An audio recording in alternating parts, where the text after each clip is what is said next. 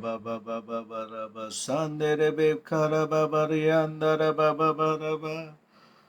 Hallelujah, Lord. Hallelujah. Hallelujah, Lord. Hallelujah. धन्यवाद यीशु. Hallelujah, Lord. Hallelujah, Lord.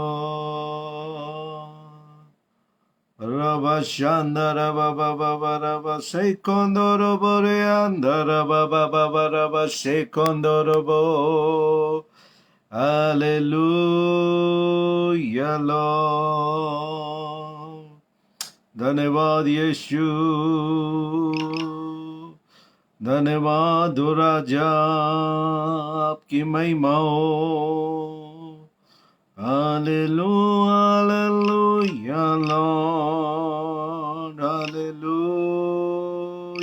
Lord. Riba Shandara Baba Baba Baba Sandene Meriandara Baba Baba Shokondorobo. Hallelujah,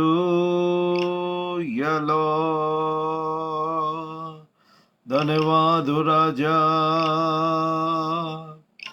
Thank you, Jesus. Oriba Shakandara Baba Baba Raba Sandana Makane Andara Babori Andara Baba Baba Shikara Baraba. Hallelujah, Lord. धन्यवाद यीशु. धन्यवाद धन्यवाद धन्यवाद.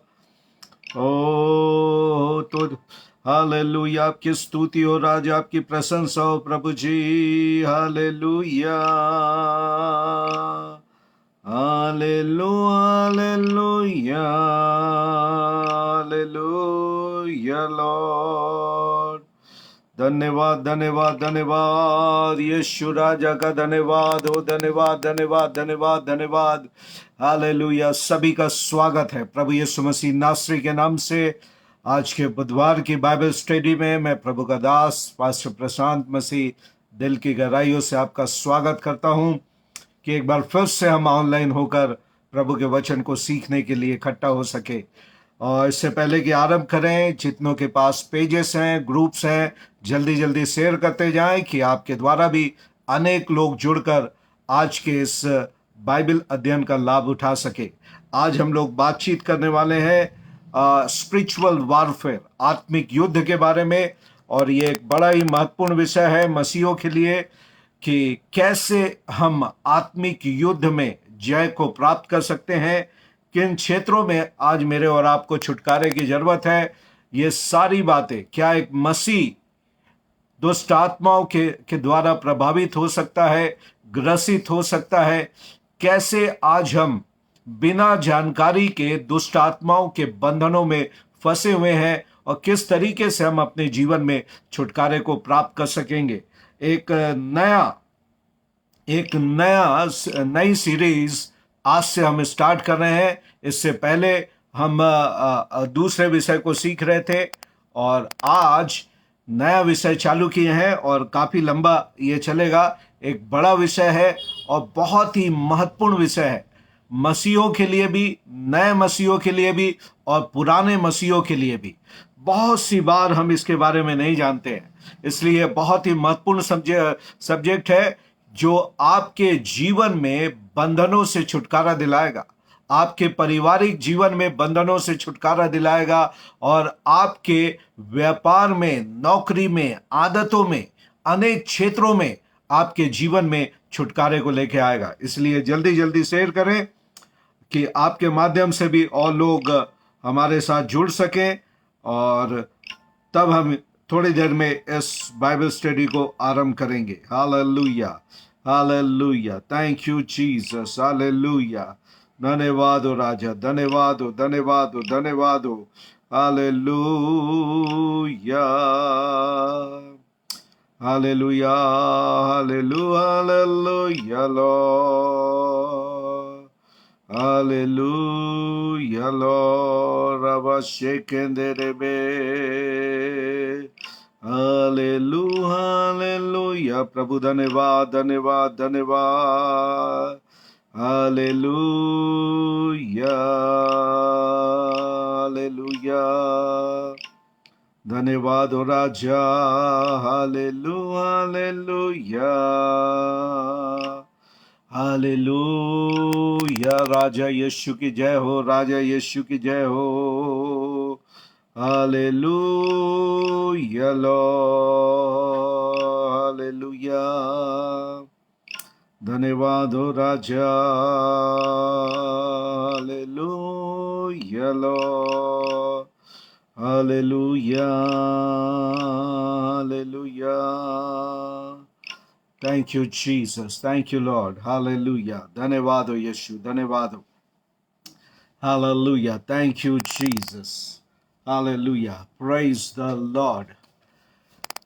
चलिए आरंभ करते हैं आज की बाइबल स्टडी. और अनेक प्रश्न इस क्षेत्र में होते हैं लोगों के पास. यह आत्मिक युद्ध होता क्या है? क्या एक मसीह व्यक्ति, खासकर हम बातचीत करने वाले हैं, इसमें देखेंगे कि कौन कौन दुष्ट आत्माओं के बीच में प्रभावित होता है, दुष्ट आत्माओं के द्वारा.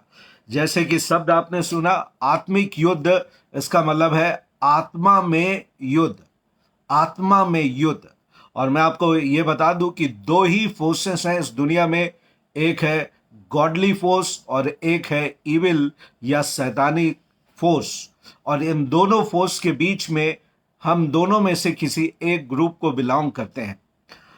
और अक्सर यह देखा गया है कि जब एक व्यक्ति प्रभु यीशु मसीह को ग्रहण करता है, जब एक रिवाइवल मीटिंग होती है, प्रभु यीशु मसीह को ग्रहण करता है और बपतिस्मा लेके कलीसिया का जब सदस्य होता है, उसको लगता है अब शैतान और उसका संबंध खत्म हो गया.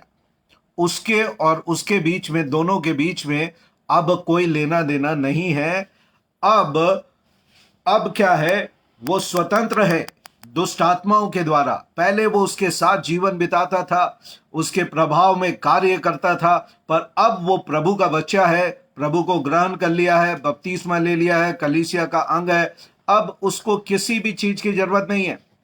अब किसी शैतान से डरने की जरूरत नहीं है. यीशु उसके साथ है और अब शैतान उसका कुछ नहीं करेगा. उसका लेना देना खत्म हो गया है. मैं आपको कहना चाहता हूं प्रियो, ये सत्य नहीं है. मैं आपसे कहना चाहता हूं कि जिस दिन आप प्रभु को ग्रहण करते अपने उद्धारकर्ता और मुक्तिदाता के रूप में, उस दिन से इविल फोर्सेस और आपके बीच में शत्रुता पैदा हो जाती है, बैर पैदा हो जाता है.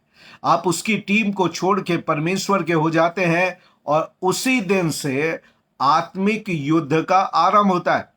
जब तक आप प्रभु यीशु मसीह को ग्रहण नहीं करते हैं, या कोई व्यक्ति जब तक वो प्रभु यीशु को ग्रहण नहीं करता, उसके जीवन में आत्मिक युद्ध का आरंभ ही नहीं होता. पर जैसे ही वो प्रभु यीशु मसीह को ग्रहण करता है एक व्यक्ति, उस दिन से आत्मिक युद्ध आरंभ हो जाता है. आत्मिक युद्ध का मतलब है अब शत्रु के द्वारा उसके ऊपर आक्रमण का होना आरंभ हो जाता है. पहले आक्रमण नहीं होता था, पहले सीधा कब्जा होता था. आपका उसका विरोध करने वाला कोई नहीं होता था, शैतान का विरोध करने वाला कोई नहीं होता था. पर अब पवित्र आत्मा आपके अंदर है, वचन आपके अंदर है, जो उसके बंधनों से आपको कायल करता है, जिससे अभी तक आप बंधे थे. क्या होता है प्रियो, जब एक व्यक्ति प्रभु यीशु मसीह को ग्रहण करता है, जिस दिन वो प्रभु यीशु मसीह को अपने उद्धारकर्ता और मुक्तिदाता के रूप में ग्रहण करता है, उस दिन उसकी आत्मा का नया जन्म होता है. उसकी आत्मा जीवित होती है, जो अब तक प्रभु से डिस्कनेक्टेड थी, अब तक परमेश्वर से, परमेश्वर की आत्मा से जो अलग थी, डिस्कनेक्टेड थी. अब उसका कनेक्शन परमेश्वर के साथ जुड़ जाता है. और ये कनेक्शन केवल और केवल प्रभु यीशु मसीह के लहू के द्वारा होता है, क्योंकि बाइबल कहती है उसके लहू के द्वारा हमारा परमेश्वर से मेल मिलाप होता है। यीशु का लहू उस बैर को खत्म करता है जो पाप के कारण परमेश्वर और हमारे बीच में था, और उस दिन हमारी आत्मा का उद्धार होता है। एक व्यक्ति की आत्मा का उद्धार होता है, पर अभी भी प्राण और शरीर जैसा था वैसा ही है। जैसा मसीह को ग्रहण करने के पहले था, आज भी वैसा ही है। इसलिए कई बार एक व्यक्ति जब प्रभु को ग्रहण करने के बाद भी अपने जीवन में कमजोरियों को देखता है, जिन कमजोरियों में वो पहले फंसा हुआ था, तो उसके मन में ये प्रश्न उठता है, क्या वाकई मेरा उद्धार हुआ है?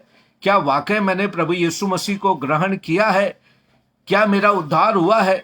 क्या मैंने प्रभु यीशु मसीह को ग्रहण किया है? क्या मेरा छुटकारा हुआ है? क्योंकि अभी भी मैं अपने आप को वैसा ही पाता हूं जैसा पहले पाता था, और शैतान उसको कन्विंस करना चाहता है कि कोई उद्धार नहीं हुआ है, कोई छुटकारा नहीं मिला है, तो अभी भी मेरा है, मेरा था, मेरा है, और जीवन भर मेरा रहेगा। और पहले दिन से ही सच्चाई के ना जानने के कारण सच्चाई के ज्ञात ना होने के कारण पहले दिन से ही एक हारा हुआ मसीह जीवन जी रहा है। आज दुनिया में अनेक लोग मसीह तो हैं, पर वो हारा हुआ जीवन जी रहे हैं। जिस उद्देश्य से वो प्रभु के पास आए थे कि प्रभु को ग्रहण करने के बाद उनकी आदतों, स्वभाव और बंधनों से छुटकारा मिलेगा, परिस्थितियों से छुटकारा मिलेगा, अभी तक कुछ भी नहीं हुआ। तब उनको लगता है, क्या वाकई प्रभु प्यार करता है? क्या वाकई मेरा छुटकारा हुआ है या नहीं हुआ है? इन बातों के साथ अब वो अपने जीवन को जी रहा है, जीवन को जी रहा है। पर अब इस सीरीज में आप सीखेंगे कैसे आप बंधनों से छुटकारा पा सकते हैं, और आत्मिक युद्ध के बारे में सीखेंगे कि कैसे आपको आत्मिक युद्ध को जीना है और जीतना है।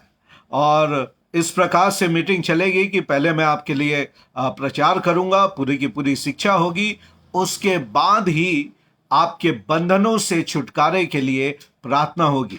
उसके बाद आत्मिक युद्ध का प्रैक्टिकल होगा, जिसमें आपके छुटकारे के लिए प्रार्थना की जाएगी, चाहे वो बीमारी के द्वारा है, चाहे वो हताशा है, निराशा है, कमजोरी है, बिजनेस का फेलियर है, और मैरिज का फेलियर है, संतान रहित है, शादी नहीं हुई है, नौकरी नहीं मिल रही है, पैसा नहीं मिल रहा है। ये सारी चीजों के बारे में हम प्रार्थना अंत में करेंगे, और वही व्यक्ति हमारी प्रार्थना के द्वारा प्रभावित होगा जो अंतिम समय तक प्रभु के वचन को सुनते हुए बने रहेगा। अगर आपको लगेगा कि 1 घंटे के बाद जब शिक्षा समाप्त होगी उसके बाद हम प्रार्थना करने के लिए आएंगे, तो आपका आना और नहीं आना एक ही बराबर है। नहीं आएंगे तो ज्यादा ही अच्छा होगा, क्योंकि आपको कुछ नहीं मिलेगा। मेरी प्रार्थनाएं आपको प्रभावित नहीं करेगी, क्योंकि वचन आपके जीवन में नहीं होगा तो आपके जीवन में छुटकारा नहीं होगा। वचन जब तक आपके अंदर नहीं जाएगा, छुटकारा आपके अंदर नहीं आएगा। ये कोई शॉर्टकट रास्ता नहीं है, ये कोई मैजिक नहीं है, ये एक प्रक्रियाओं से होकर गुजरने का रास्ता है। तो चलिए हम आरंभ करते हैं बाइबल की उन आयतों से जो हमको बतलाती है कि एक मसीह आज कैसे आत्मिक युद्ध में जुड़ा हुआ है। मेरे साथ निकाल लें पहला पत्रस उसका 5:8। आप जानते होंगे, पर बाइबल लेके बैठिएगा, और जरूर पेन और कॉपी लेके बैठिए कि आप इसको नोट कर सके। पहला पत्रस उसका 5 अध्याय उसकी 8वीं आयत। पहला पत्रस 5:8, यहां पे इस प्रकार से लिखा है, यहां पे लिखा है, सचेत हो और जागते रहो, क्योंकि तुम्हारा विरोधी शैतान गरजने वाले सिंह के समान इस खोज में रहता है कि किसको फाड़ खाए। बाइबल कह रही है कि सचेत रहो। सचेत रहने का मतलब होता अलर्ट, कॉशियस, अलर्ट और कॉशियस और सावधान, जागृत रहो। और उसके आगे लिखता है जागते रहो, ऊंघते मत रहो। आत्मा में ये बात कर रहा है कि आपको सचेत रहना है और जागते रहना है, क्योंकि बाइबल कह रही है तुम्हारा एक विरोधी है जिसका नाम है शैतान।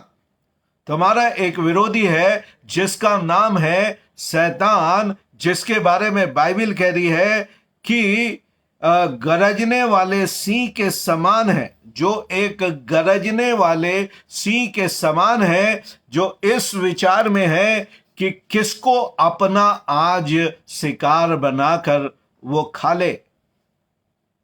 और यहां पे जब हम एक सिंह की बात करते हैं तो हमारे चित्र में एक सिंह का चित्र आता है। तो बाइबल बतला रही है उसी सिंह की तरह जो शिकार की तलाश में है, और जब वो उसको दिखता है तब लिखता है कि तब आप पाएंगे कि वो तब तक वो जानवर सिंह जो है तब तक उसके पीछे चलेगा जब तक वो उसको पकड़ के अपना आहेर ना बना ले। उसी प्रकार शैतान भी है, एक सिंह के समान आपके ऊपर तब तक ताक लगाए रहता है जब तक आप उसका शिकार ना बन जाए। और आज अनेक मसीहों को मालूम भी नहीं है कि आज वो मसीह होने के बावजूद भी शैतान का शिकार बने हुए हैं, शैतान का शिकार बने हुए हैं। ये सीरीज आपको प्रभावित करेगी कि कैसे आप उसके जाल में फंस गए, कैसे आप उसका शिकार बन गए, आपको मालूम भी नहीं चला और आप शैतान का शिकार हो गए। और यही इस सीरीज का उद्देश्य है कि आप पहचाने कि शत्रु आक्रमण कैसा करता है, शत्रु के हथियार क्या है और कैसे वो बंधन में बनाता है। और एक मसीह भी, उद्धार प्राप्त किया हुआ मसीह भी उसका शिकार बन जाता है। इसका एग्जाम्पल मैं आपको दूंगा आगे। और एक और आयतों को हम पढ़ेंगे। इफिसियों की पत्री, यहां पे लिखता है तुम्हारा विरोधी, ये मसीहों के लिए लिख रहा है। फिर इफिसियों की पत्री उसका 6वां अध्याय, उसकी कुछ आयतों को हम लोग देखेंगे। इफिसियों की पत्री 6 अध्याय 11 और 12। इफिसियों 6 उसका 11 और 12 इस प्रकार से कहता है, परमेश्वर के सारे हथियार बांध लो। परमेश्वर के लोगों, बाइबल कह रही है परमेश्वर के सारे हथियार बांध लो कि तुम शैतान की युक्तियों के सामने खड़े रह सको।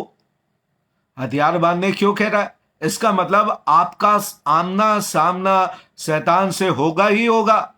चाहे आप नए मसीह हो, चाहे आप मिडिल मसीह हो, चाहे आप बहुत पुराने मसीह हो, चाहे आप कमजोर मसीह हो, सामर्थी मसीह हो, वरदानी मसीह हो, अभिषिक्त मसीह हो, चाहे किसी भी लेवल के मसीह हो, आपका आमना सामना शैतान से होगा ही होगा।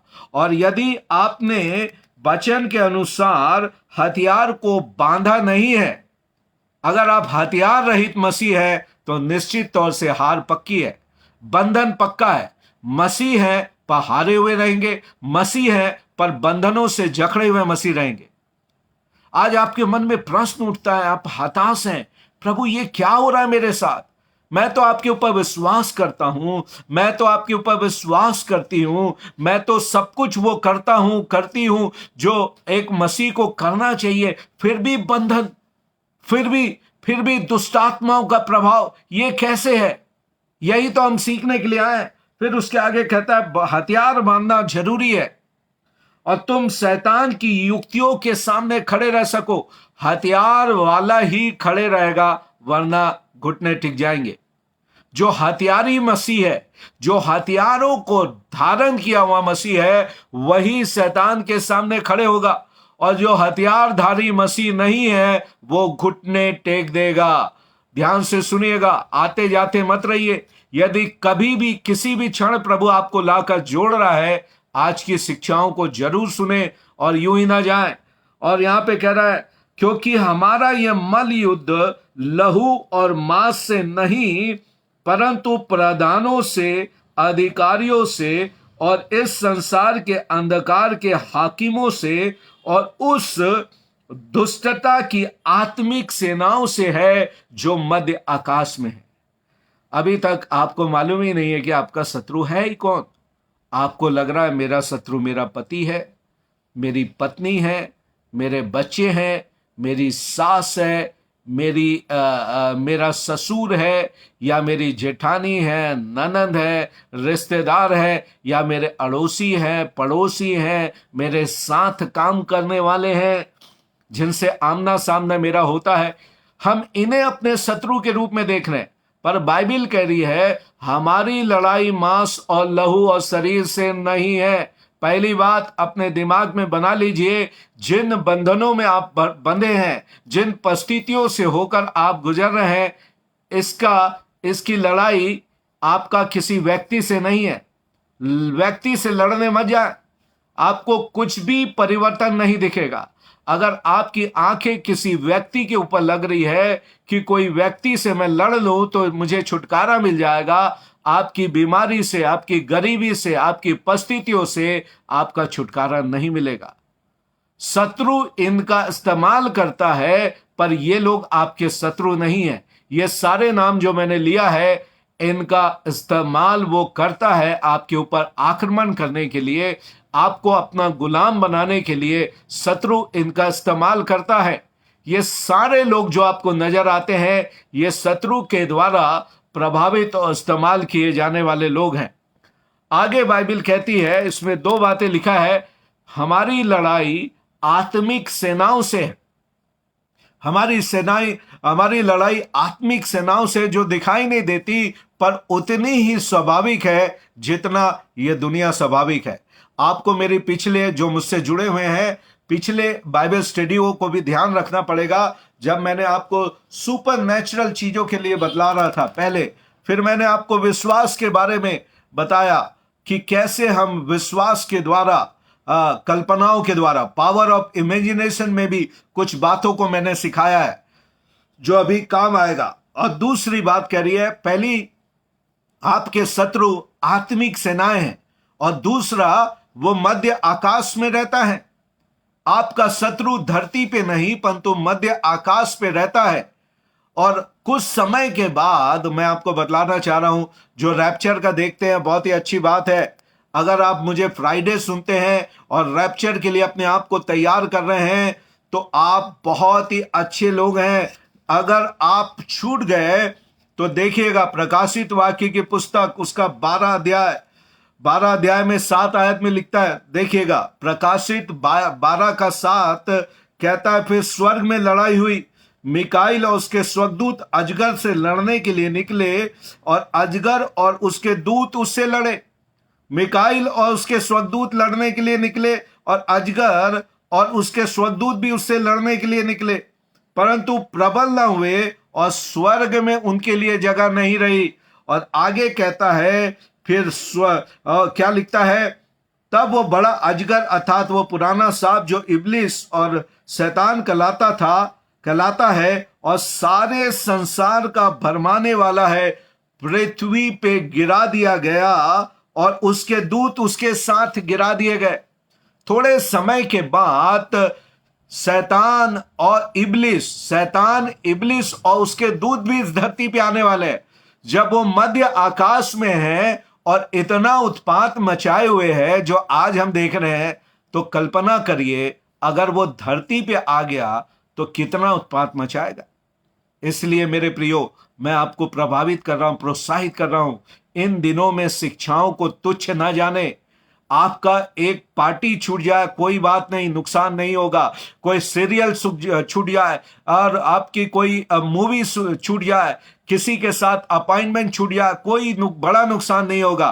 पर अगर रैप्चर छूट गया, तबाही आ जाएगी आपके ऊपर, आपके परिवार के ऊपर, और एक भयंकर परिस्थितियों और क्लेश से आपका आमना सामना होगा जो सृष्टि के आरंभ से लेकर अब तक नहीं हुआ। तो इसके लिए सावधान रहे। तो हमारी लड़ाई आत्मिक सेनाओं से है, और उसके बाद वो मध्य आकाश में रहती है। तब यहां पे कहता है, याकूब कहता है, देखिएगा याकूब क्या कहता है। याकूब उसका 5वां अध्याय, याकूब निकाल लें, उसका 4:7, याकूब 4:7, जेम चैप्टर 4 वर्स 7, जेम्स 4:7 कहता है, इसलिए परमेश्वर के अधीन हो जाओ। आज आप किसके अधीन है?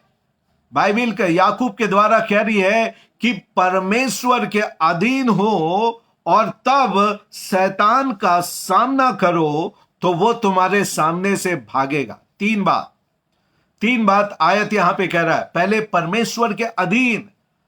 आज आपको देखना है, आप शरीर के अधीन है या परमेश्वर के अधीन है? आप परिस्थितियों के अधीन है या आप परमेश्वर के अधीन है? अपने आप से पूछिएगा और टटोल कर देखिए, आज आपके अंदर किसकी अधीनता है? किसकी अधीनता है? आपको परमेश्वर के अधीन आना पड़ेगा। आपकी परिस्थितियां बदलेगी नहीं जब तक आप प्रभु के अधीन नहीं आओगे। पहली बात, आपकी परिस्थितियां नहीं बदलेगी। नंबर 2, बाइबिल कह रही है, और उसके बाद आपको शैतान का सामना करना ही पड़ेगा। अरे भूत करके भागो, भूत आया करके नहीं काम चलेगा। कई बार लोग मुझसे पूछते हैं, अभी मैं बीते दिनों में कटनी में था और जहाँ पे हमको ठहराया गया था, बाद में हमको पता लगा, कुछ बातें आई ऐसे सुनाई पे कि जहाँ पे हम ठहरे थे वहाँ पे दुष्ट आत्माएं रहती है, भूत आके सताता है, नल चालू कर देता है और चादर खींच देता है, पलंग उठा देता है और थप्पड़ मार देता है। और मैं कई जगह पंजाब में भी जाता हूँ, वहाँ पे भी ऐसी उटपटांग हरकतें करता है।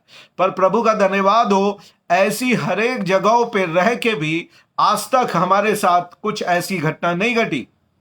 ऐसे घटना घटी नहीं, क्योंकि हम उसका सामना करने के लिए तैयार हैं। हम परमेश्वर के अधीन हैं और उसका सामना करने के लिए हम तैयार हैं। और तब लिखता है, वह तुम्हारे सामने से भागेगा। नंबर 3, पहले ही उसको आप बोल रहे हैं, ए शैतान, मैं तुझे आज्ञा देता हूं, भाग यीशु के नाम में, भाग यीशु के नाम में, भाग यीशु के नाम में। एक पादरी साहब दुष्टात्मा निकालने के लिए पहुंच गए और काफी देर तक के उसके साथ बचते रहे, उसको निकालने के लिए निकले 1 घंटा हो गया, पसीना पसीना हो गए, थक गए। और उसके बाद बोले, देख मैं आखिरी बार बोल रहा हूं। क्या? आखिरी बार बोल रहा हूं, सुन ले। मैं कहता हूं यीशु के नाम से इसके अंदर से निकल जा, छोड़ दे इसको, और यदि नहीं निकलेगा तो मैं ही निकल जाऊंगा। और शैतान वहीं रहा, पादरी साहब निकल लिए। शैतान अभी भी वहीं है, पादरी साहब निकल लिए। उसके बाद कई बार मैंने सुना, कई पादरी साहब प्रार्थना करने के लिए गए और दुष्ट आत्मा ग्रसित व्यक्ति ने चाटे भी लगा दिए, वो खा भी लिए। ये क्या है? और कई बार सुनने में आया कि पादरी साहब प्रभु के सेवक गए दुष्ट आत्मा निकालने के लिए। अरे तू क्या निकालेगा, मैं तेरे बारे में जानती हूं। और उसके बाद पादरी गिड़गिड़ा, अरे चुप रहे, पोल खोल मत कर, यहाँ सारे विश्वासी बैठे हैं, पोल खोल। अरे परमेश्वर के अधीन ही नहीं हुआ है। परमेश्वर के अधीन व्यक्ति पे दुष्ट आत्माएं दोष नहीं लगाएगी। परमेश्वर के अधीन होंगे तब शैतान के सामने खड़े होकर बोलेंगे, आजा, दो हाथ करके देखते हैं, और उसका सामना करेंगे और वो आपके सामने से भागेगा। मैं अभी आपको बताने वाला हूं, शैतान वो जो खेलने वाले लोग हैं ना, यूं यूं करके खेल रहे हैं, वही केवल बंधन नहीं है, और अनेक है भी। मैं आपको बताऊंगा किनको छुटकारे की जरूरत है। थोड़े देर में आप सीखेंगे, आप पाएंगे आज आपको भी छुटकारे की जरूरत है। मुझे भी कई क्षेत्रों में छुटकारे की जरूरत पड़ती है। आपको और मेरे को भी छुटकारे की जरूरत है। हम भी प्रभावित होते हैं दुष्ट आत्माओं के द्वारा, जिससे बंधनों से छुटकारे की आवश्यकता है। तो यहां पे लिखता है, परमेश्वर के अधीन हो, शैतान का सामना करो तो वो तुम्हारे सामने से भागेगा। फिर उसके बाद यूहन्ना 10:10 में यीशु मसीह ने कहा, यूहन्ना 10:10 में यीशु ने कहा, चोर और किसी काम से नहीं आता, केवल चोरी करने, घात करने और नाश करने आता है। आज शैतान ने क्या चोरी किया है? कई लोगों की संपत्ति चोरी कर ली है, कई लोगों की शांति चोरी कर ली है, कई लोगों का परिवार चोरी कर लिया है, कई लोगों के स्वास्थ्य को चोरी कर लिया है, कई लोगों के बिजनेस को चोरी कर लिया है, और कई लोगों के अनेक प्रकार के बच्चों की आशीषों को चोरी कर लिया है, और कई प्रकार की चीजों को आज शैतान ने चोरी कर लिया है।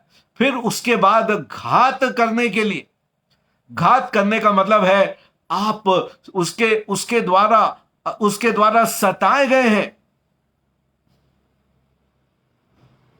आप उसके द्वारा चोट पहुंचाए गए हैं। अभी 2-3 दिन पहले एक भाई ने मुझसे अपना नंबर मांगा पंजाब से।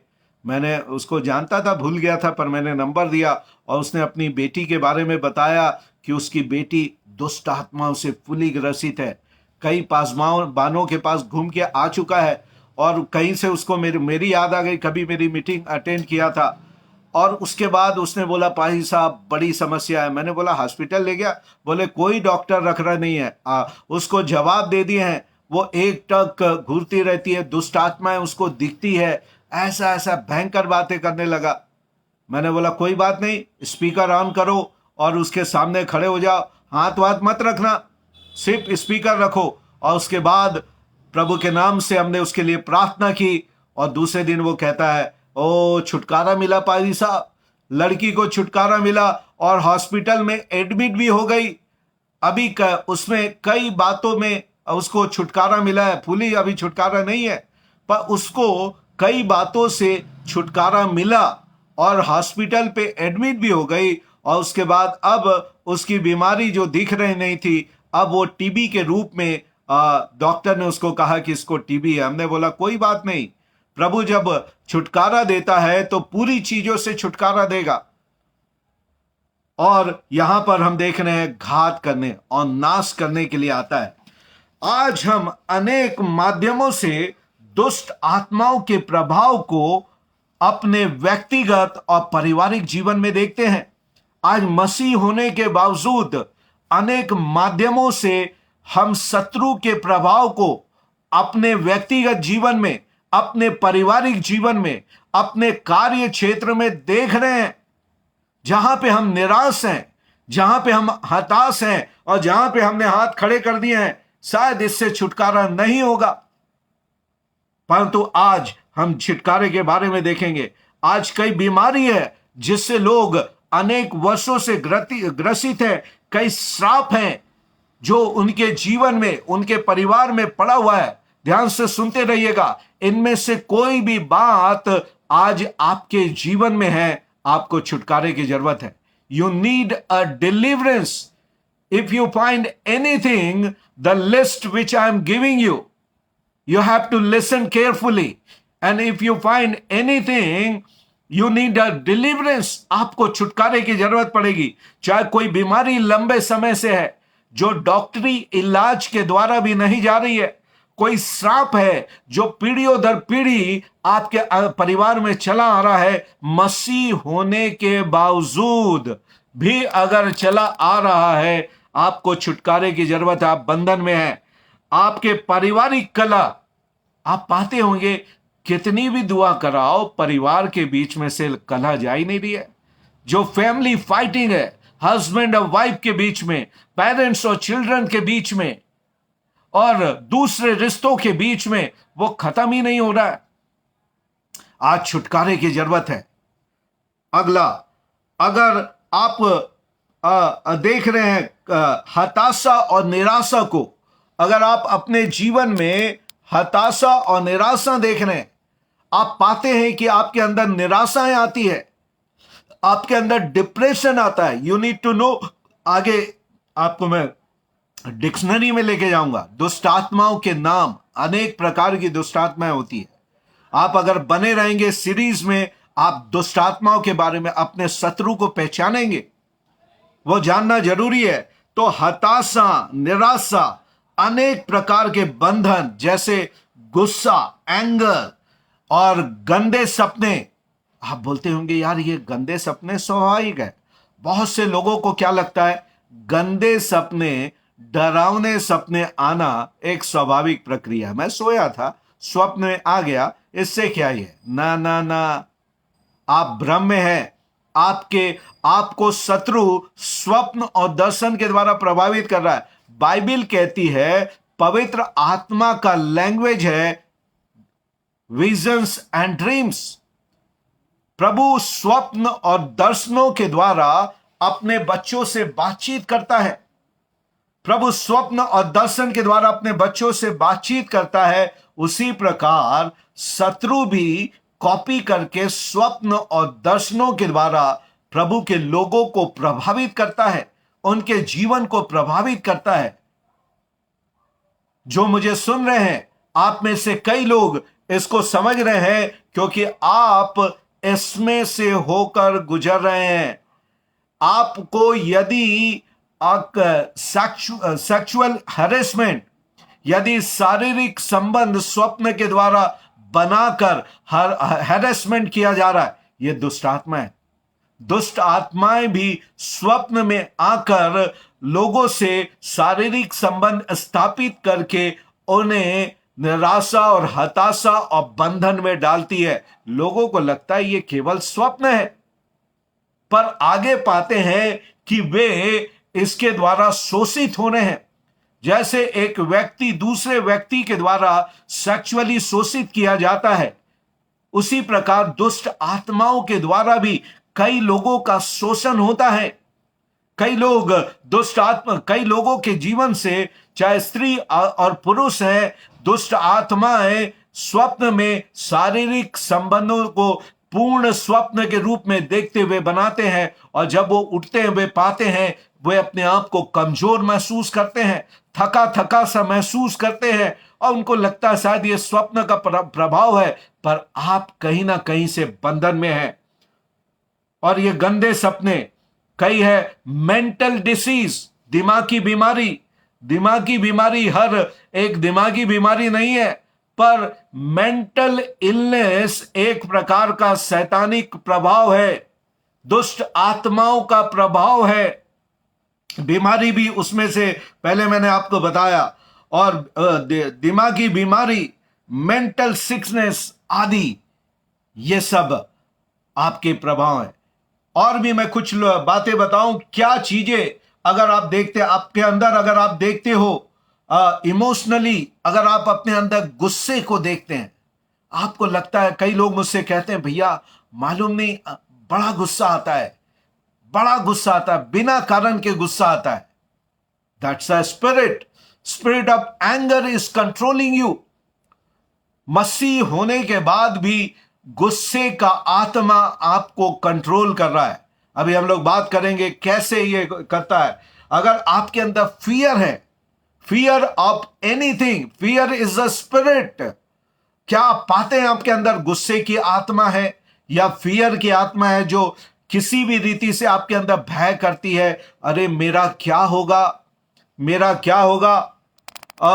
मैं फाइनेंशियली इतना वीक हूं, और अभी तो महंगाई बढ़ रही है, मेरा क्या होगा? अगर लॉकडाउन हो गया तो मैं क्या खाऊंगा, क्या पीऊंगा, या क्या खाऊंगी, क्या पीऊंगी? परिवार कैसे चलेगा? मेरी नौकरी के छूट जाने का भय, नौकरी के ना मिलने का भय, विवाह के ना होने का भय, संतान के ना होने का भय, परिवार के बीच में अनेक खटपट होने का, परिवार के टूटने का भय, फाइनेंसेस का भय खासकर बड़ी समस्या होती है।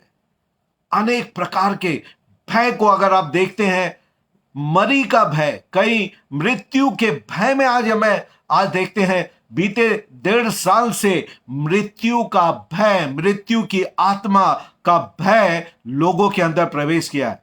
और मैं आपको बता दूं, जितने लोगों की मृत्यु हुई है उनमें से 50% लोग स्पिरिट ऑफ फियर के द्वारा मर गए। Spirit of fear has taken their life. It's a very harmful, very dangerous spirit of fear. आपको छुटकारे की जरूरत है। आप यूं ही ना जाए बिना छुटकारे को लिए। यदि आप एंगर, फियर, रिजेक्शन, अगर आप परित्याग को, त्यागे जाने को अंदर देखते हैं, that's a demonic activity in your life. Rejection. People have rejected me. अगर आपको ऐसा लगता है, if you feel like a rejected person in your life, rejected person in your marriage, rejected person in your family, rejected person in your office, by your colleagues, or by your relatives and all, and friends and all. That rejection is not simply, ये rejection, ये त्यागे जाने की भावना एक दुष्ट आत्माओं के ग्रसित या प्रभावित होने का एक कारण है। सेल्फ पीटी एक स्पिरिट है, आपको छुटकारे की जरूरत है। अगर आप सेल्फ पीटी को महसूस करते हैं, सेल्फ पीटी यानी स्वयं के मारा हुआ, खुद का मारा, मैं बेचारा। सेल्फ पीटी का मतलब होता है बेचारापन, मैं बेचारा हूं, अपने आप को तुच्छ जानने वाला। यहां पे कई होंगे, अगर आप सुन रहे हैं या बाद में सुने, इसमें से लिस्ट में कुछ भी क्यों ना मिले, आपको आज या ऑफलाइन सुनेंगे तो आपको अगले हफ्ते ऑनलाइन आना पड़ेगा छुटकारे के लिए। You need a deliverance. आपको मालूम भी नहीं, आपको लगता है कि मैं तो मसीह हूं, मैं कैसे दुष्ट आत्माओं का प्रभावित हो सकता हूं, कैसे दुष्ट आत्मा मुझ पर राज कर सकती है। ना ना ना, यह आपका भ्रम है, शैतान ने आपके अंदर डाला है। उसके बाद है जलस। जलन एक आत्मा है, डिप्रेशन एक आत्मा है, वरी चिंता एक आत्मा है, इंफीरियोरिटी एंड इनसिक्योरिटी। इंफीरियोरिटी यानी अपने आप को कम आंकना या अपने आप को असुरक्षित महसूस करना। बहुत से लोगों के अंदर इंफीरियोरिटी कॉम्प्लेक्स है। अरे मैं दूसरों से अच्छा नहीं हूं, दूसरे मुझसे बहुत अच्छे हैं। खासकर जब आप स्कूल में हैं, कॉलेजेस में हैं, आप जॉब में हैं, आप दूसरों को देखकर कंपेयर करके एक तो सेल्फ पिटी करते हैं और दूसरा इंफीरियरिटी कॉम्प्लेक्स आपके अंदर आता है। दूसरे मुझसे बेहतर हैं, उनका टैलेंट मुझसे बड़ा है। और आप ये क्या करता है मालूम है, आगे चल के या तो आपको जलस पैदा करेगा या दूसरों की हत्या करने के लिए उस्काएगा। और इनसिक्योरिटी भी, अपने आप को असुरक्षित महसूस करना, हमेशा भय, असुरक्षित। कहीं मेरे ऊपर कोई अचानक विपदा ना आ जाए। क्या कहता अय्यूब, जिन बातों से मैं डरता था, जिन बातों के कारण मैं डरा करता था, वे सारी की सारी बातें मेरे ऊपर आ गई। जो आप डरोगे प्रियो, वो आएगा। Do not fear.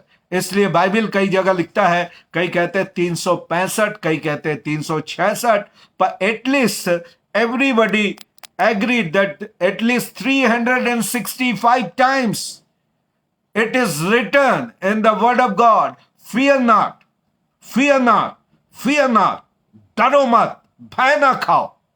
Hallelujah. Bible भी कहती है, तिमोथी उसको पौलुस लिखता है, God has not given us the spirit of fear.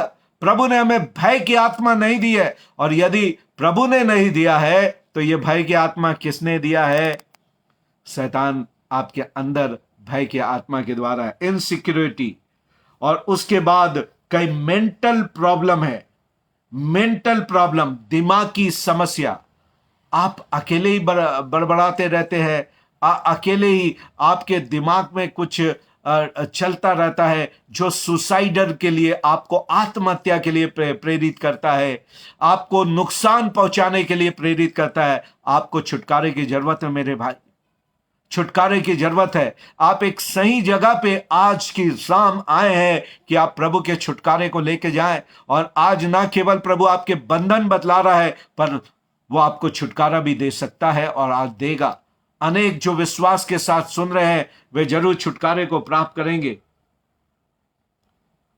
उसके बाद है फिजिकल इन्फर्मिटी, सिकनेस। आपकी शारीरिक बीमारियां और कमजोरियां है, आपको छुटकारे की जरूरत है। शत्रु कई बार बीमारी के द्वारा आपके अंदर आता है। इन्फर्मिटी की आत्मा हमें अटैक करती है, बीमार करती है। और इसके कई क्रॉनिकल और कई प्रकार की बातें होती है जिसके कारण होती है। स्पीच प्रॉब्लम, कई बार बोलने की, हकलाना भी एक अपने आप में एक कॉन्फिडेंस के ना होने का, आत्मनिर्भरता के ना होने का ये रहता है। लोगों के साथ बात करना का भय, लोगों के साथ बात करने का भय, ये एक कॉम्प्लेक्स शैतान लेके आता है, एक ये स्पिरिट है। ओके, इससे आपको चाहिए रिलीजियस एरर। कई धार्मिक आत्माएं होती है जो आपको कंडेम करती है कि आप उद्धार प्राप्त किए हुए लोग नहीं है, आप पवित्र नहीं है, आपके पाप नहीं क्षमा हुए, आप परमेश्वर को ग्रहण योग्य नहीं है। क्या आपके साथ ऐसा होता है? आपको छुटकारे की जरूरत है। क्या शत्रु हमेशा आपको दोष भावनाओं में लेकर चलता है, आपकी कमजोरियों को ला लाकर कि अभी आप मसीह नहीं हो, परमेश्वर को ग्रहण योग्य नहीं हो? अगर ऐसा है तो आपको छुटकारे की जरूरत है इन सारी चीजों से। ये सारी चीजें मैंने आपको बताया। अनेक मसीह दुष्ट आत्माओं के द्वारा इसलिए छुटकारा नहीं प्राप्त करे क्योंकि उनको आभास ही नहीं है, उनको ज्ञात ही नहीं है कि आज वे दुष्ट आत्माओं के द्वारा ग्रसित है। अनेक मसीहों को छुटकारा इसलिए नहीं मिल रहा है क्योंकि उनको मालूम ही नहीं। They even do not know, they are not knowing that they are influenced, they are obsessed by the demonic power। दुष्ट आत्माओं के द्वारा वो प्रभावित हैं, उनको ज्ञात ही नहीं। उनको लगता है अरे मैं तो मसीह हूं, मेरे साथ कैसा ऐसा हो सकता है। पर आप इन शिक्षाओं के द्वारा पाएंगे, बाइबल हमें बतलाती है। अब बाइबल, मैं आपको एग्जाम्पल देता हूं कुछ लोगों के। आप पाएंगे मरकुस रचित सुसमाचार उसके 9 अध्याय 17 और 18। मरकुस 9 17 18। यहां पे एक लड़का है, देखिएगा, मरकुस 9 निकालिएगा। मरकुस 9 17 और 18 देखिए किसके लिए बाइबल बात कर रही है। मरकुस 9 17 18। भीड़ में से, यहां पे लिखता है, एक ने उसे उत्तर दिया, हे गुरु, मैं अपने पुत्र को जिसमें गूंगी आत्मा समाई है तेरे पास लेके आया हूं। जहां कहीं वो उसे पकड़ती है वहीं पटक देती है, उसके मुंह से फेन आता है और दांत पिसता और सूखता जाता है। हम इसको क्या बोलेंगे? मिर्गी। डॉक्टर क्या बोलेगा? इसको मिर्गी आया है। अरे कोई दुष्ट आत्मा नहीं है, मिर्गी है इसको। पर बाइबल बतला रही है दुष्ट आत्माओं के द्वारा ये मिर्गी जैसा काम हो रहा है। ये मिर्गी का काम नहीं, परंतु दुष्ट आत्माओं का काम है। ये दुष्ट आत्माओं का प्रभाव है। और उसके बाद 22 आयत में लिखता है, उसने इसे नष्ट करने के लिए कभी आग में कभी पानी में गिराया, परंतु यदि तू कर सके। यह दुष्ट आत्मा इसको नाश करना चाहती है। कभी आग में गिराती है, कभी पानी में गिराती है, कभी गाड़ियों के आगे लेकर आती है। समझ रहे प्रियो? उसके बाद यदि आप 5वीं आयत में जाएंगे तो सेना वाले को मिलेंगे। मरकुस 5 यहां पे एक बंदा है जिसके अंदर सेना है। यहां पे सेना घुसी हुई है। यहां पे लिखता 5:2 में, जब वो गनेसरत में आए तो जब नाव से उतरा तो तुरंत एक मनुष्य जिसमें अशुद्ध आत्मा थी, 5:2 कब्रों से निकलकर उसे मिला। आगे कहता वो कब्रों में रहा करता था और कोई उसे साकलों से भी बांध सकता था, ना बांध सकता था, क्योंकि वो बार बार बेड़ियों और साकलों से बांधा गया था। पर उसने साकलों को तोड़ दिया और बेड़ियों के टुकड़े टुकड़े कर दिए थे और उसे कोई वश में नहीं कर सकता था। Evil spirits are powerful.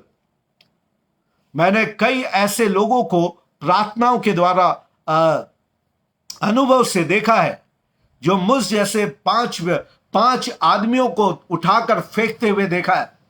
5 आदमियों को उठाकर फेंकते हुए मैं नहीं था भाई, मेरी कल्पना ना करे। अभी तक ऐसा प्रभु की अनुग्रह से नहीं हुआ कि कोई दुष्ट आत्मा है मेरे ऊपर हाथ उठाई हो या उठा के फेंक दिया हो। प्रभु की अनुग्रह है, मेरी कोई ताकत या औकात नहीं है। पर यहां पे बाइबल बतला रहे इसको सांकलों से बांधते थे, इससे बेड़ियों से जगड़ते थे, पर रस्सी के तह से यह सांकलों को तोड़ दिया करता था, कपड़ों को उतार कर फेंक दिया करता था, कब्रों पे रहता था और आने जाने वालों के ऊपर इसका आतंक था। कोई उसको अपने वश पे नहीं कर सकता था। यह इसकी स्थिति है। आप कहेंगे कि यहां पर तो गैर लोग दिख रहे हैं, पर एक लूका में जाए जिसे यीशु मसीह ने कुछ और कहा। 13 अध्याय लूका रचित सुसमाचार, यहां पर एक स्त्री है यहां पे 13वें अध्याय में जिसके बारे में यीशु मसीह ने कुछ कहा। लूका रचित सुसमाचार उसका 13 अध्याय निकालिएगा। लूका 13, 11 और 12 में आपके लिए पढ़ूंगा। शब्द के दिन वह एक आराधनालय में उपदेश कर रहा है। यह मंदिर की बात है, मंदिर की बात है। और वहां एक स्त्री थी जिसे 18 वर्ष से एक दुर्बल करने वाली दुष्ट आत्मा लगी थी और वो कुबड़ी हो गई थी। हम लोग कई लोग को देखकर बोलते हैं उसको कुबड़ापन की बीमारी है, फिजिकल प्रॉब्लम है। That's not a physical problem, that's a spirit problem. दुष्ट आत्माएं लोगों को यूं झुका देती है, सर और घुटना एक हो जाता है, सर और घुटना एक हो जाता है। यह कुबड़ेपन की दुष्ट आत्मा है जो इसे 18 साल से कुबड़ा करके रखी है। कई बार हम इसको साधारण बीमारी है कहते हैं और इलाज करा करा के पैसा भी बर्बाद, समय भी बर्बाद, स्थिति भी बद से बदतर हो गई। अंत में पता लगा समस्या कुछ और है, समस्या कुछ और है। और यहां पे ये दुष्ट आत्माएं हैं। तब यीशु ने उसे देखकर 11 का 12, लूका 11 का 12, यीशु ने देखकर उसे बुलाया और कहा, हे नारी, तू अपनी दुर्बलता से छूट गई। तब उसने उस पर हाथ रखे और वो तुरंत सीधी हो गई और परमेश्वर की बड़ाई करने लगी। और उसके बाद 16 आयत को देखेगा, 11 का 16, 12 का 13 का 16, सॉरी, लूका 13 के 16 में लिखा है, उसने कहा, तो क्या उचित ना था कि यह स्त्री जो अब्राहम की बेटी है, जिसे शैतान ने 18 वर्ष से बांध रखा था।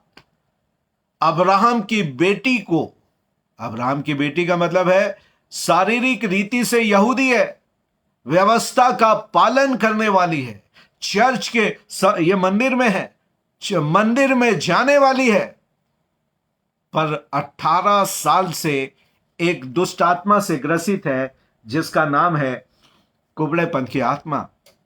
आज हो सकता है आप चर्च जाते हो, आप चर्च की विधि में भाग लेते हो, आराधना की विधि में आप नाचूंगा गाऊंगा पगलों की तरह करके नाचते हैं, प्रभु का धन्यवाद करूंगा, उसकी संगति में सदा रहूंगा करके आराधना भी करते हैं, बाइबल भी पढ़ते हैं और प्रार्थनाएं भी करते हैं, उपवास भी रखते हैं, पर अभी भी दुष्ट आत्मा है। आगे कारण बताऊंगा, आज तो नहीं हो पाएगा पूरा, पर आगे मैं आपको आप लगातार सुनते रहेंगे क्यों ये दुष्ट आत्माएं मसीहों के अंदर आती है।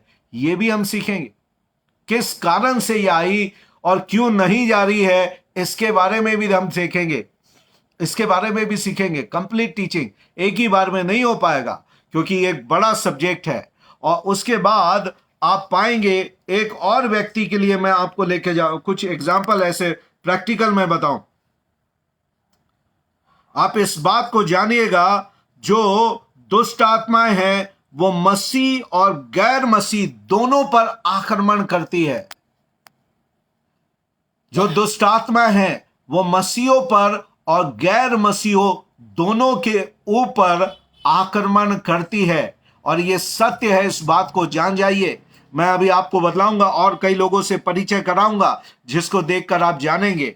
मैं एक पास्टर के बारे में पढ़ा जिसको हमेशा सर दर्द की समस्या रहती थी, माइग्रेन जैसा।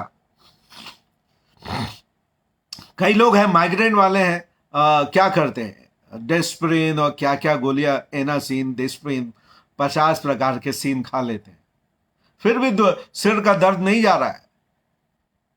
भयंकर हेडेक, भयंकर हेडेक। और आप पाते हैं, आप गोली खाते हैं फिर भी कई बार प्रभाव नहीं पड़ता, आप चिड़चिड़ेपन में रहते हैं, आप इरिटेट होते हैं, सिर दर्द बढ़ता जा रहा है, कुछ कार्य नहीं कर रहा है, आपको मालूम ही नहीं है कि आपको किसको करना है।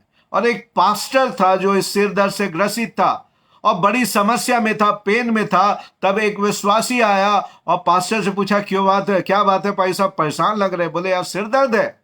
उसने कहा, क्या मैं आपके लिए प्रार्थना कर सकता हूं? और उसने क्या प्रार्थना किया मालूम है? आए दर्द की आत्मा, the spirit of pain, a spirit of pain, I command you to leave the head of God's child. परमेश्वर के बेटे के सिर को छोड़ दे इसी समय। और उस विश्वासी ने क्या दुआ किया? मैं आज्ञा देता हूं, ऐ दर्द की आत्मा, पास्टर के सर को छोड़ दे और इसी समय चली जा। पास्टर के सर का दर्द चले गया। पास्टर को लगा, यार मेरे अंदर दुष्ट आत्मा थी। नहीं जी, अंदर नहीं थी, माथे में थी। आपको आभास भी नहीं है कि आपके माथे को दुष्ट आत्मा पीड़ित कर रही है और आप गोलियां पे गोलियां दबाए जा रहे हैं और कुछ काम नहीं हो रहा है। Sickness, many a time sickness is a part of demonic problem, demonic attack. अनेक बार बीमारियां, आपके शरीर में बीमारियों का होना सैतानिक प्रभाव का कार्य है, सैतानिक प्रभाव का कार्य है। चेक करिए कितने बीमारों से ग्रसित है और दवाइयां इलाज कराने के बाद भी कुछ नहीं हो रहा है। दैट्स मीन समस्या कुछ और है, समस्या कुछ और है। एक बार डेरिक प्रिंस दुष्ट आत्माओं को निकाले, एक पुस्तक लिखा एक व्यक्ति, डेरिक प्रिंस, कैसे दुष्ट आत्माओं को निकाले। उसके पेट में बहुत दर्द था, अनेक समय पेट में दर्द रहता था। एक विश्वासी उसको विजिट कर रहा था और इन्होंने कहा, मेरे पेट में दर्द है। और इस विश्वासी ने कहा, मैं क्या आपके लिए प्रार्थना कर सकता हूं? बोले, करिए, मुझे तो छुटकारा चाहिए, इस चंगाई चाहिए। और उसने कहा, ऐ दर्द की आत्मा, मैं आज्ञा देता, प्रभु के दास के पेट को छोड़ दे। और इसी समय से दर्द यीशु के नाम से उसके पेट से बाहर आए। डेरिक प्रिंस चंगे हो गए। उनको यह तो समझ आया कि प्रभु के लोग भी दुष्ट आत्माओं के द्वारा प्रभावित होते हैं, दुष्ट आत्माओं के द्वारा प्रभावित होते हैं। प्रभु के लोग भी, चाहे वो सेवा में क्यों ना हो, दुष्ट आत्माओं के द्वारा प्रभावित होते हैं। याद रखिएगा, शत्रु के अगर कोई मेन टारगेट पे हैं तो वो वे लोग नहीं जो मसीह नहीं है, पर वे लोग पहले टारगेट हैं जो आज मसीह हैं और मसीह में हैं, वही उनके पहले टारगेट हैं। अभी हम इसको देखेंगे कि कैसे ये आगे करती है। एक और व्यक्ति है जिसका नाम है साउल। आप मेरे साथ निकाल दे, पहला सामुएल, राजा साउल एक मसीह था और परमेश्वर का चुना हुआ राजा है। पहला सामुएल उसका 16 अध्याय निकालिएगा, पहला सामुएल 16 अध्याय। और ये जो राजा साउल है, इसे परमेश्वर ने चुना है, सामुएल नबी ने इसका अभिषेक किया है। तो पहला सामुएल उसका 16 अध्याय, उसकी 14 और 15 मैं आपके लिए पढ़ूंगा। पहला सामुएल उसका 16 अध्याय और उसकी 15 और 16 आयत को, 14 और 15 आयत को मैं आपके लिए पढ़ूंगा। यहां पे लिखता है, यहोवा का आत्मा साउल पर से उठ गया और यहोवा की ओर से एक दुष्ट आत्मा उसे घबराने लगी। तब साउल के कर्मचारी ने उससे कहा, सुन, परमेश्वर की ओर से एक दुष्ट आत्मा तुझे घबराती है। राजा साउल के अंदर एक दुष्ट आत्मा आकर उसको सताने लगी। अब यह अभिषिक्त व्यक्ति है, पीछे पन्ना पलट के देखेंगे, यह भविष्यवक्ताओं के साथ मिलकर भविष्यवाणी भी करने लगा। परमेश्वर का आत्मा इसके ऊपर उतरा और ये परिवर्तित होकर कोई और मनुष्य बन गया, परिवर्तित होकर कोई और मनुष्य बन गया। और अब बाइबल कह रही है इस व्यक्ति के अंदर दुष्ट आत्मा सता रही है, दुष्ट आत्मा इसको सता रही है। आगे पढ़ेंगे तो लिखता है इसकी 16 आयत और 23 आयत को भी मैं आपके लिए पढ़ूंगा। इसकी 16 आयत में लिखा है, हाँ 16, हमारा प्रभु अपने कर्मचारियों को जो उपस्थित है आज्ञा दे कि वे किसी अच्छे वीणा बजाने वाले को ढूंढ ले आए, और जब जब परमेश्वर की ओर से दुष्ट आत्मा तुझ पर चढ़े तब तब वो अपने हाथ से वीणा बजाए और तू अच्छा हो जाएगा। और उसके बाद 23 आयत में लिखा है, और जब जब परमेश्वर की ओर से वह आत्मा साउल पे चढ़ता था तब तब दाऊद वीणा लेकर बजाता और साउल चैन पाकर अच्छा हो जाता था। हालेलुया। यहां पे आप देख रहे हैं साउल जो है दुष्ट आत्माओं से प्रभावित है। साउल राजा, साउल अभिषिक्त। कारण क्या है? अगर अभी से थोड़ी बात सीखेंगे, बाद में और सीखेंगे। ये साउल अभिषेक से डीमन पोजेस कैसे हो गया? अनआज्ञाकारिता। अनआज्ञाकारिता आपके जीवन के दरवाजे को दुष्ट आत्माओं के लिए खोलती है। और याद रखिए, दुष्ट आत्माएं खतरनाक है, भले ना दिखाई देती हो पर है खतरनाक। साउल ने 2 बार आज्ञा का उल्लंघन किया और परमेश्वर ने अपने सुरक्षा को उसके ऊपर से हटा लिया। दुष्ट आत्माओं को परमेश्वर ने भेजा का मतलब है जब प्रभु अपनी सुरक्षा हटा लेता है तो दुष्ट आत्माओं के लिए दरवाजा खुल जाता है कि वह आपके जीवन के भीतर आए और बाहर जाए और अपना तांडव आपके जीवन पे फैलाए।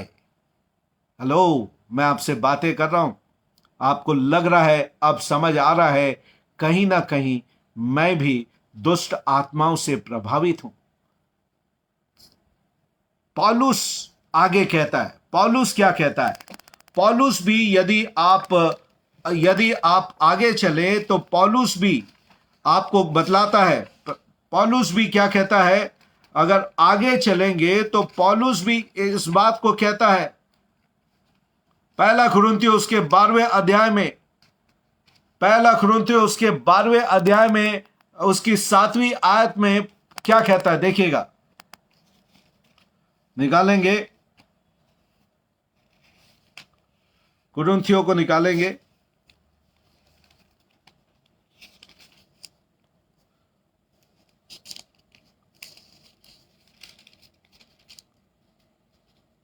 दूसरा कुरिन्थियों उसका 12 अध्याय, दूसरा कुरिन्थियों, हाँ जी, दूसरा कुरिन्थियों 12 अध्याय उसकी 7वीं आयत। दूसरा कुरिन्थियों 12 का 7 में क्या लिखा है? इसलिए कि मैं प्रकाशनों की बहुतायत से फूल ना जाऊं, मेरे शरीर में एक कांटा चुभाया गया है। ये शरीर की बात कर रहा है, आत्मा की बात नहीं कर रहा है। पौलुस शरीर की बात कर रहा है कि मेरे शरीर में कुछ कांटा चुभा है। ये शारीरिक बीमारी की बात कर रहा है, शारीरिक बीमारी की बात कर रहा है। ये आपके जीवन में शारीरिक बीमारी की बात कर रहा है। पौलुस कहीं ना कहीं फिजिकली कोई ना कोई उसका पार्ट वीक था, कहीं ना कहीं शारीरिक रीति से वो कमजोर था। और यदि पॉल का स्ट्रक्चर देखें तो बताते हैं कि उसका सिर बड़ा था, नीचे का भाग छोटा था। वो लिखने में बड़ा तेज था, बोलने में बड़ा धीमा था। बाइबल वो बोलता है कि मैं बोलने में अनाड़ी जान पड़ता हूं। अपनी पत्रियों में लिखता है मैं बोलने में अनाड़ी हूं पर लिखने में बड़ा सामर्थ्य है। उसने 14 पत्रियां लिख दिया बाइबल के, 7 मिस्ट्री प्रभु ने उसके ऊपर प्रकट किया। पर ऐसा व्यक्ति प्रकाशन की बहुतायत से फूल ना जाए। कई बार यहां पर हम देखते हैं, यह कह रहा है कि अनुग्रह, यहां पे लिखता है प्रकाशनों की बहुतायत से फूल ना जाऊं, मेरे शरीर में एक कांटा चुभाया गया है, अर्थात शैतान का एक दूत कि मुझे घूसे मारे ताकि मैं फूल ना जाऊं। मैंने इसके लिए विनती की पर यह जाता नहीं है। कई बार जाता नहीं। यहां पे पौलुस के शरीर पे शैतान की पहुंच है।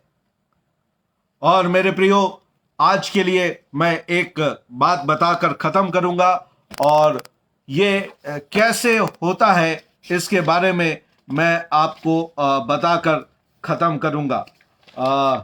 और आज हम इतना ही सीखेंगे, और इसके लिए मैं आपके लिए प्रार्थना भी करूंगा, और आगे फिर हम अगली बार सीखेंगे। तो यहां पर 3 एरियो में शैतान का आक्रमण होता है एक व्यक्ति के ऊपर। ध्यान से सुनिएगा, इसको मैं पूरा अगले हफ्ते समझाऊंगा, पर आज वर्ड आप लेके जाए। 3 प्रकार से शत्रु का आक्रमण एक मसीह के ऊपर होता है। दुष्ट आत्माओं का, कहने का मतलब है दुष्ट आत्माएं 3 प्रकार से मसीहों के ऊपर आक्रमण करती है। पहला होता है ऑपरेशन, ऑपरेशन OPPRESSION, ऑपरेशन, है ना। वो वाला ऑपरेशन नहीं, TION, ऑपरेशन, जो ऑपरेशन थिएटर वाला चीरफाड़ वाला ऑपरेशन नहीं बोल रहा हूं मैं। ये प्रोनाउंसिएशन एक ही जैसा है। ऑपरेशन ये है कि OPPRESSION,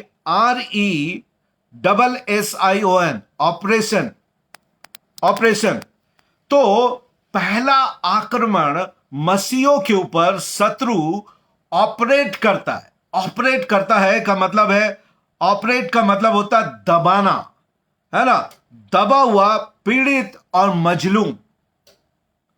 ऑपरेशन का मतलब होता है बाहर से शत्रु मेरे और ऊपर, आपके ऊपर प्रभाव डाला है।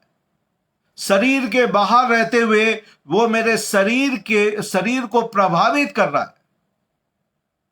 बाहर से प्रभावित करना, बाहर से ऑपरेट करना। आप देखिएगा, आप देखिए, कई बार आप पाएंगे कैसे, एग्जाम्पल के लिए, अचानक से बिना किसी बात के अचानक से आपके अंदर कई बार आपको लगेगा निराशा महसूस होने लगती है। निराशा महसूस रहती, कुछ भी दिखना बंद हो जाता है। आप सब कुछ है आपके पास, सफल है, फिर भी लगता है अरे मैंने तो कुछ भी नहीं किया, मेरे द्वारा कुछ भी नहीं हुआ, और एक निराशा आपके अंदर आने लगती है। यह होता है ऑपरेशन। अचानक से क्रोध आ जाना, अचानक से बिना किसी कारण से क्रोध का आना, बिना कारण क्रोध आना, बिना कारण का भय आना, यह ऑपरेशन है। शैतान इससे अपोज करता है ना, किसी प्रकार का बोझ डालता है, हमारे विरुद्ध आता है ना, यह करता है। आप देखिएगा, यह इस तरीके से आपको अपने कब्जे पे लेकर डालता है। कई बार भय लेकर आता है, अनबिलीफ। कई बार आपको अनैतिक कार्यों में डालने का प्रयास करता है, इसे ऑपरेशन कहते हैं। नंबर जो है 2 जो होता है वो है ऑब्सेशन, OBSESSION,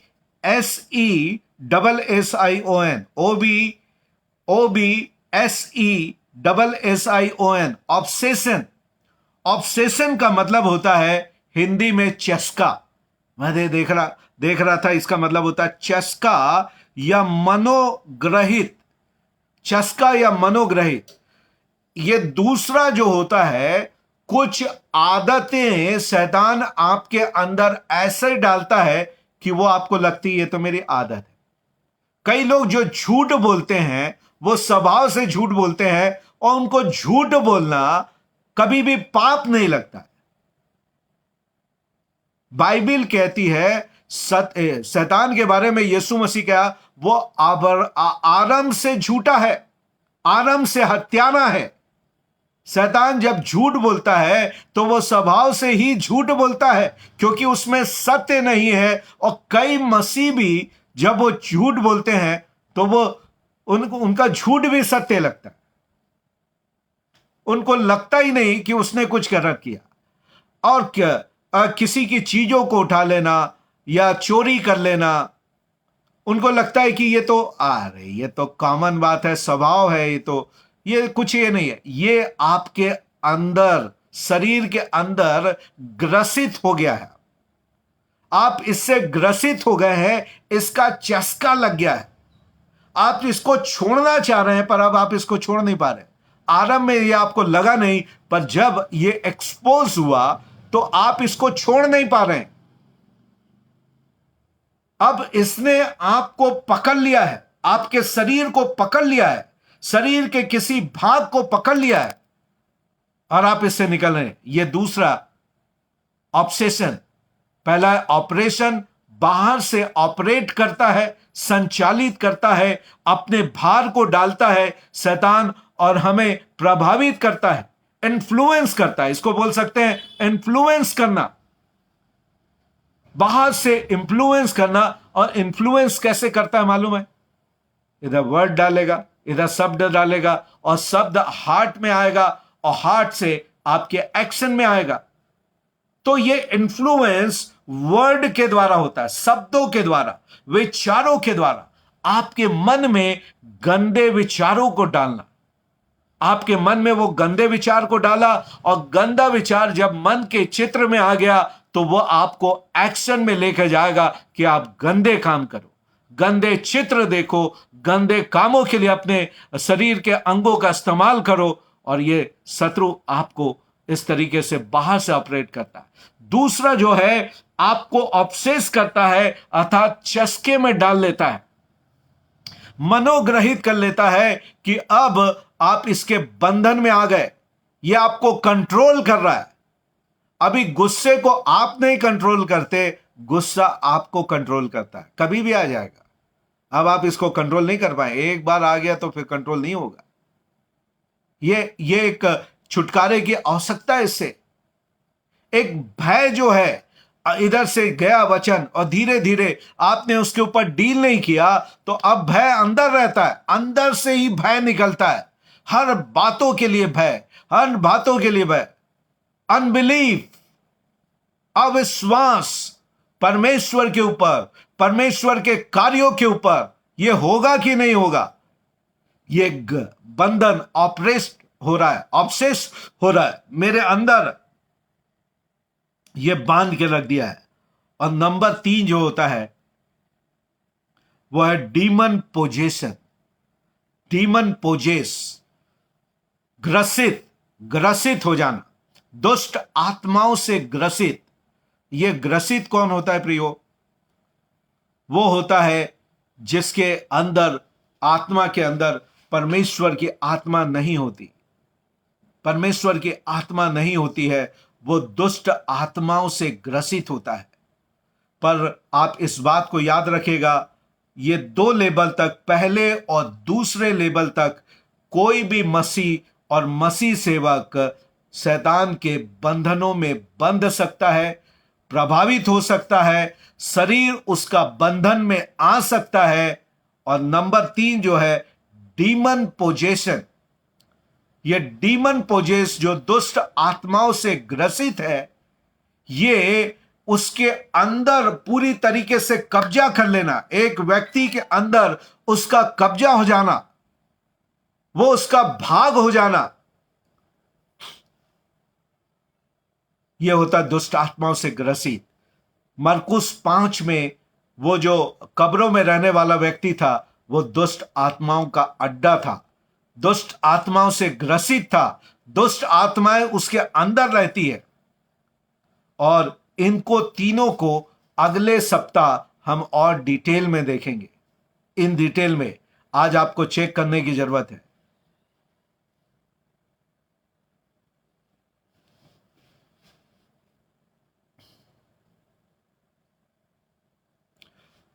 हम इसको और भी गहरी रीति से अगले सप्ताह देखेंगे। और आज आप इस बात को जान गए होंगे कि आज भी मेरे और आपको छुटकारे की जरूरत है।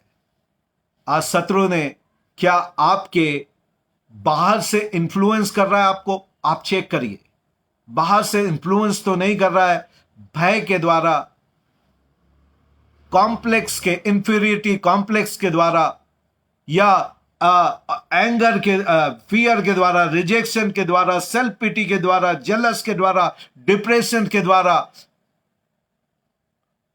वरीज के द्वारा, कॉम्प्लेक्स के द्वारा आपको प्रभावित तो नहीं कर रहा?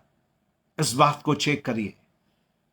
क्या आपके शरीर के अंदर कोई बीमारी के रूप में वो रहता तो नहीं है?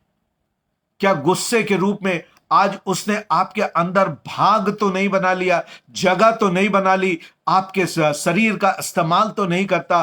कई एडिक्शंस जो आज आपके अंदर है, जिसको जानते हैं कि आप गलत है, फिर भी आप उसको कर रहे हैं, इसका मतलब है आपके शरीर में उसको चस्का लग गया है, या बोलना चाहिए ये ऑब्सेशन हो गया है।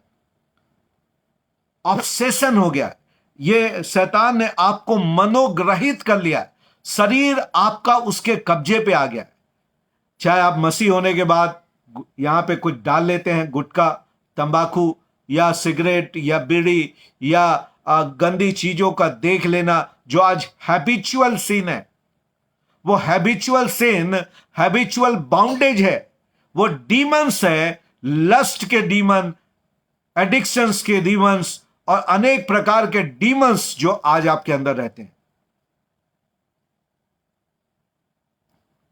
और तीसरे प्रकार का है, शत्रु जब एक व्यक्ति को पोजेस कर लेता है तो वो उसके शरीर का दूसरों को नुकसान पहुंचाने के लिए इस्तेमाल करता है, अपनी योजनाओं को समाज में कार्य का रूप देने के लिए उसका इस्तेमाल करता है। दैट्स कॉल्ड डीमन पोजेशन, दुष्ट आत्माओं से ग्रसित ये वो व्यक्ति होता है।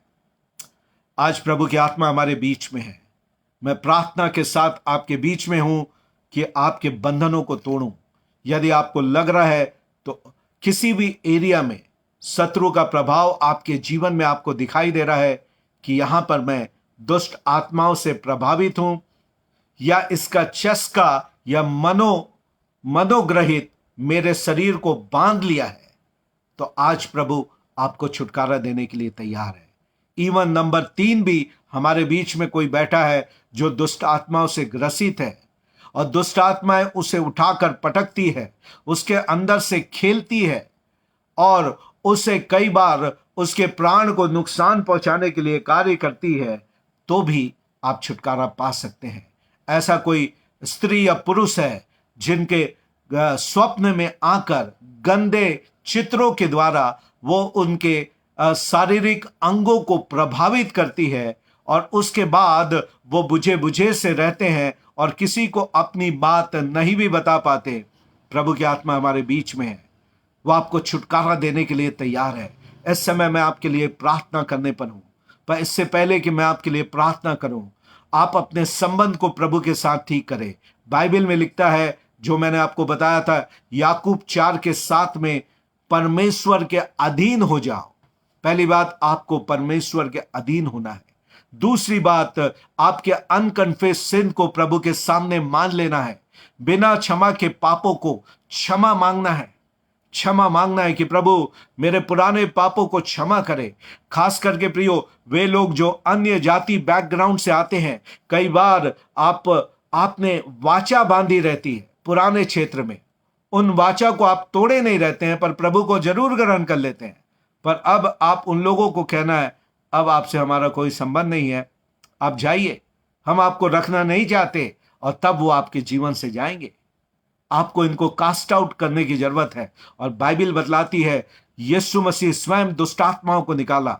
20% ऑफ हिज मिरेकल, यीशु मसीह के 20% चमत्कार दुष्ट आत्माओं को निकालने के थे। आपको मालूम है, उसके 20% miracle was casting out the demons, दुष्ट आत्माओं को निकालने के लिए थे, दुष्ट आत्माओं को निकालने के लिए।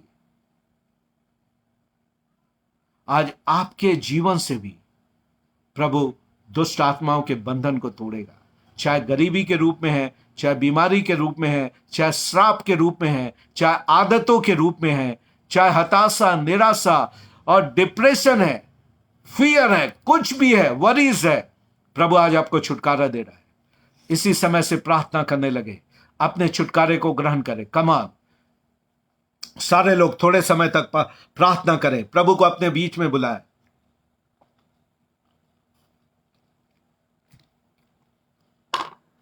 यदि आपके पास अन्य भाषा है तो अन्य भाषा में प्रार्थना करें। यदि अन्य भाषा नहीं है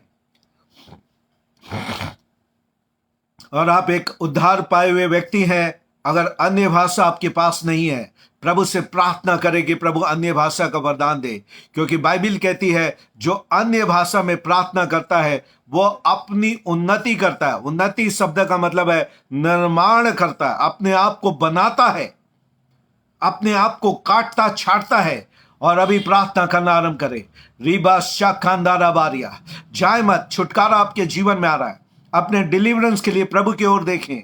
सारी आंखें बंद रहे। जितने लोग मुझे देख रहे हैं, जितने लोग मुझे सुन रहे हैं, अपने घुटने में आ जाएं, अपनी आंखें बंद रखें, अपने छुटकारे के लिए प्रभु की ओर देखें और कहे प्रभु मुझे छुटकारा दीजिए, प्रभु मैं इससे बाहर आना चाहता हूं, प्रभु मैं इससे बाहर आना चाहती हूं। और आपका छुटकारा आएगा, आज ही आएगा। आपको जरूरत है छुटकारे की।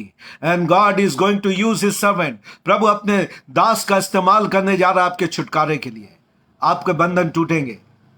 मैं अपने जीवन में देखता हूं अनेक कमजोरियों के बंधन को प्रभु ने मेरे स्वयं के जीवन से तोड़ा। जब मैं प्रभु की सेवा में भी लिप्त था, पर अनेक बंधन मेरे अंदर थे, प्रभु ने उनको तोड़ना आरंभ किया। और आज मैं अनेक क्षेत्रों में बंधन फ्री हूं, क्योंकि प्रभु ने मुझे आजाद कर दिया।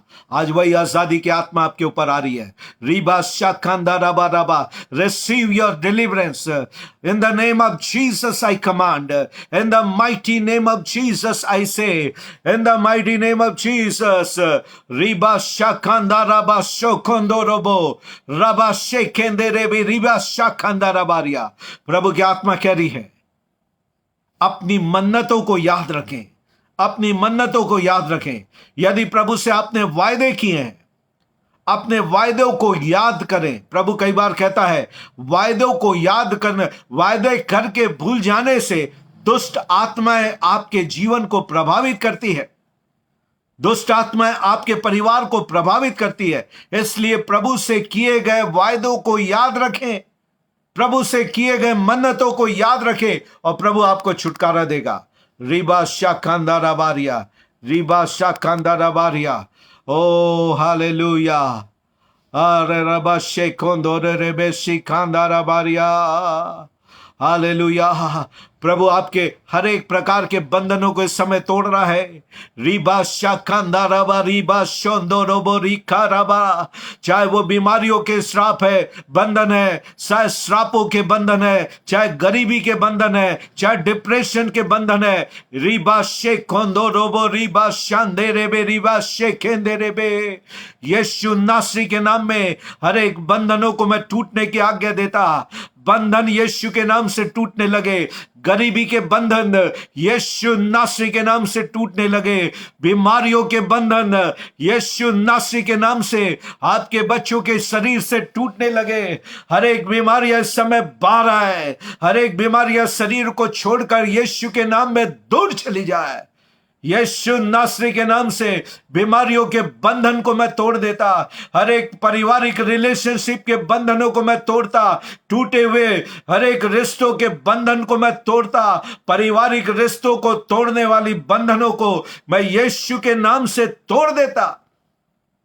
लड़ाई झगड़े के बंधनों को पति पत्नियों के बीच से मैं यीशु के नाम से तोड़ता। ओ मैं पति और पत्नियों को यीशु के नाम से आजाद करता। ओ याराबा शेखेंदे रेबे रीबा शांदा रबा रबा रबा शेखेंदे रेबे। अनेक प्रकार के श्राप के बंधनों को मैं तोड़ता। चाहे वह संतान ना होने का श्राप है, बांझपन का श्राप यीशु नासरी के नाम से खत्म हो जाए। विवाह ना होने का श्राप यीशु के नाम में खत्म हो जाए। ओ हार्ट अटैक का श्राप यीशु के नाम से खत्म हो जाए। डायबिटीज के श्राप खत्म हो जाए। ब्लड प्रेशर के श्राप खत्म हो जाए। यीशु नासरी के नाम से खत्म होने की ना आज्ञा देता। हर एक प्रकार के बीमारियों के, चाहे उसके कोई भी नाम हो, यीशु के नाम से वो सारे श्राप को मैं तोड़ देता। यीशु के नाम से आपके बच्चों के शरीर से बाहर आए। ओ यदि किसी भी प्रकार के ऑब्सेशन है प्रभु, चस्का है, मनोग्रहित से बंधन है प्रभु, वो यीशु के नाम से टूटने पाए। चाहे गुस्सों का बंधन है, चाहे चोरी का बंधन है, चाहे झूठ बोलने का बंधन है, चाहे व्यभिचार करने के बंधन है, और जो आज एक जीवन का हिस्सा बन गई है, इस जीवन के हिस्से के बंधनों को आपके दास होने के नाते मैं यीशु नासरी के नाम से आपके बच्चों के जीवन से मैं तोड़ देता। Hallelujah, hallelujah, hallelujah, hallelujah, hallelujah. ओ रिबा शाखांदा राबा बाबा राबा रोबो शोंदो रोबो रिबा शेखेंदे रेबे। हर एक प्रकार के बंधन टूटने पाए। मानसिक बंधनों को मैं यीशु नासरी के नाम से तोड़ता। हमारे बीच में जितने भी लोग डिप्रेस हैं, हर एक लोग जो वरीड में है, डिप्रेशन की आत्मा से है, फियर की आत्मा में है, यीशु नासरी के नाम से आजाद हो। किसी भी प्रकार का भय यीशु नासरी के नाम से बाहर आए। भय की आत्मा मैं तुझे आज्ञा देता, ओ प्रभु के लोगों के जीवन से बाहर आए, यीशु नासरी के नाम में बाहर आए। भय की आत्मा आज से तेरा प्रभाव इन लोगों के जीवन से यीशु के नाम से खत्म हो जाए। Hallelujah, hallelujah, hallelujah. प्रभु आपके लहू को लगाता, ओ छुटकारे का कार्य इस समय हो रहा है प्रियो। आपके जीवन के बंधन को टूटता हुआ मैं देखता हूं। प्रभु की आत्मा इस समय आपके जीवन के बंधनों को तोड़ रही है। आपके जीवन से दुष्ट आत्माएं भी निकल रही है। कई लोगों को मैं देखता, उनके जीवन से दुष्ट आत्माएं निकल रही है। जो दुष्ट आत्माओं से ग्रसित हैं, मैं कहता यीशु के नाम से वे आजाद हो जाए। यीशु नासरी के नाम से उनका शरीर, उनका प्राण आजाद हो। यीशु के नाम में मैं कहता, यीशु के नाम से मैं कहता, दुष्ट छोड़ दे। उनके प्राणों को, उनके शरीर को छोड़कर दूर चली जाए। आज वो यीशु के कब्जे में है, यीशु की उपस्थिति में है। हर एक दुष्ट आत्माओं से ग्रसित के लोग इसी समय आजाद हो। यीशु नासरी के नाम में आजाद हो। यीशु नासरी के नाम में आजाद हो। हर एक दुष्ट आत्माएं बाहर आने लगे इसी समय। मैं कहता यीशु के नाम में बाहर आओ। चाहे कितने दिनों से तुम हो, इनके जीवन से, इनके परिवार से, इनके घरों से, इनकी प्रॉपर्टी से, मैं कहता यीशु के नाम में बाहर आओ। हर एक तुम्हारे प्रभाव को इनके जीवन, परिवार और प्रॉपर्टी से मैं खत्म होने की आज्ञा देता। आज से ये आजाद है। यीशु के नाम से मैंने आजादी की घोषणा करता, इनके लिए आजादी की घोषणा करता। आपकी महिमा इनके लिए हो जाए। रिबा शाखांदा राबा राबा रिबो शांदा राबा बाबा राबा राबा चीखांदा राबारिया। यीशु के लहू को इनके ऊपर लगाता प्रभु। आपका छुटकारा होने दीजिए प्रभु। इन सारों के जीवन में छुटकारा होने दीजिए, छुटकारा होने दीजिए पिता। ओ आपका छुटकारा है, यीशु के नाम से छुटकारा है। सारे बंधन टूटने पाए। आज हर एक वे लोग जो अपने आप को किसी भी प्रकार के बंधन में देखते हैं, वे सारे लोग आजाद हो। यीशु नासरी के नाम में आजाद हो। यीशु नासरी के नाम में आजाद हो। रिबा शाखांदा राबा राबा रेखा राबा सोंदो रोबो रिखांदा राबा रेबो शोकोंदो रोबो शेकेंदे रेबे। Hallelujah, hallelujah. गंदी आत्माओं के बंधन जवानों के जीवन से टूट नहीं पाए। जो स्वप्नों के द्वारा पीड़ित है, स्वप्न और दर्शन के द्वारा पीड़ित हैं, जो गंदी आत्माएं इन्हें गंदे स्वप्न लेकर गंदे काम कराती, मैं यीशु नासरी के नाम से इनके जीवन से गंदी आत्मा मैं तुम्हें आज्ञा देता, बाहर आओ। यीशु के नाम से विचारों से बाहर आओ। यीशु के नाम से इनके मन से बाहर आए। आज से गंदे सपने खत्म हो जाए। यीशु नासरी के नाम से डरावने सपने इनके जीवन से खत्म हो जाए और स्वप्न के बंधनों से मैंने आजाद करता यीशु के नाम में। अनेक लोगों को प्रभु स्वप्न के बंधनों से आजाद कर रहा है। Receive your deliverance. स्वप्न के बंधन टूट रहे हैं, स्वप्न के बंधन टूट रहे हैं। मैं देख रहा स्वप्न के बंधन टूट रहे हैं। डरावने सपने खत्म हो रहे हैं। आपके जीवन से गंदे सपने खत्म हो रहे हैं। गंदे काम कराने वाले विचार, गंदे चित्रों को दिखाने के लिए लेकर जाने वाले बंधन इस समय टूट रहे हैं। रिबा शेखोंदो रोबो। यीशु के नाम से ये सारे लोग आजाद हो। यीशु के नाम से मैं कहता ये सारे लोग आजाद हो। आपकी महिमा इनके जीवन में आए पिता। हम धन्यवाद करते आज की बाइबल स्टडी के लिए पिता। मैं प्रार्थना करता ये सारे लोग आपके लहू से सुरक्षित हो पिता, इनके ऊपर आपके लहू के बाड़े को लगाता, और जो छुटकारा आज आपने इन्हें दिया है प्रभु, ये छुटकारा यीशु के लहू में बना रहे। और आज से प्रभु तेरे बच्चे जय के जीवन में आगे बढ़ सके पिता, बंधनों के ऊपर, बीमारियों के ऊपर, श्रापों के ऊपर, कर्ज के ऊपर जय प्राप्त होकर जी सके पिता। आपके स्वर्गदूत इनकी रक्षा करे, सारी महिमा आपको देते, आदर और जलाल आपको देते।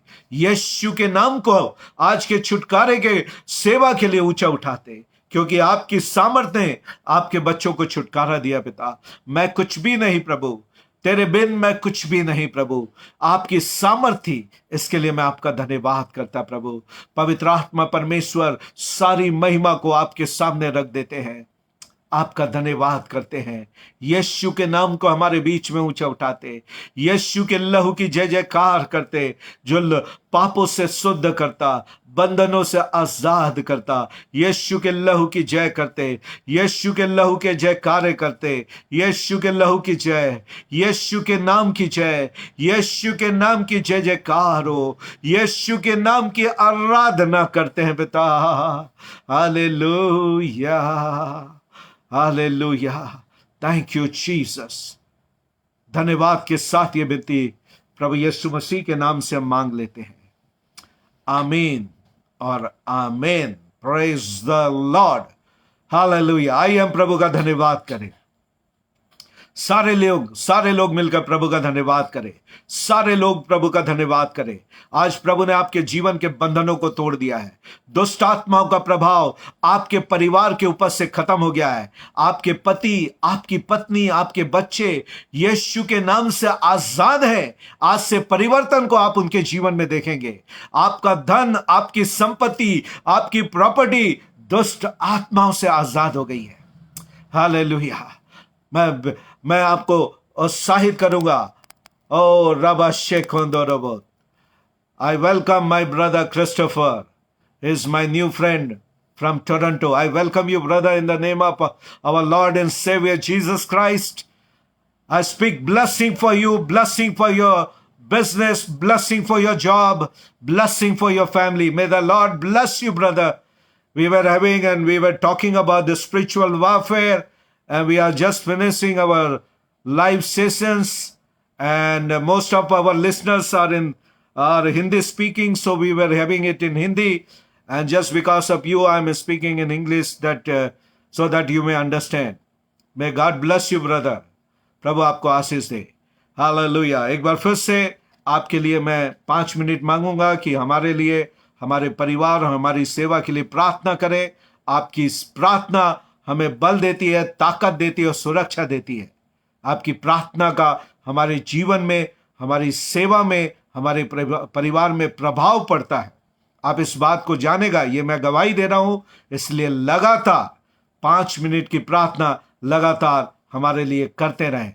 और हम चाहेंगे, if Lord speak to your heart and if you like to support this ministry financially, it's an independent faith ministry. We depend upon Lord for our finances to run this ministry. If you like to support this ministry financially, we welcome you to support this ministry. हम चाहते हैं यदि धन के द्वारा, आप भेंट के द्वारा, दशमांश के द्वारा इस सेवा को सपोर्ट करें तो आपका स्वागत है। हमारे अकाउंट्स आप ले सकते हैं। You can take our accounts detail that you can send your offering, send your tithes and offering, that we can run this ministry effectively without hindrances, बिना रुकावट के इस सेवा को आगे बढ़ा सके। इसलिए जरूर, यदि प्रभु आपके हृदय को खो रहा है, आप निर्णय ले और फाइनेंशियली भी इस सेवा के साथ जुड़े कि प्रभु आपको आशीष दे, आपके फाइनेंस को आशीष दे और किसी भली वस्तु की घटी आपको ना हो। अगली मुलाकात शुक्रवार के होगी ठीक 8 बजे, जब हम रैप्चर के बारे में बात करेंगे।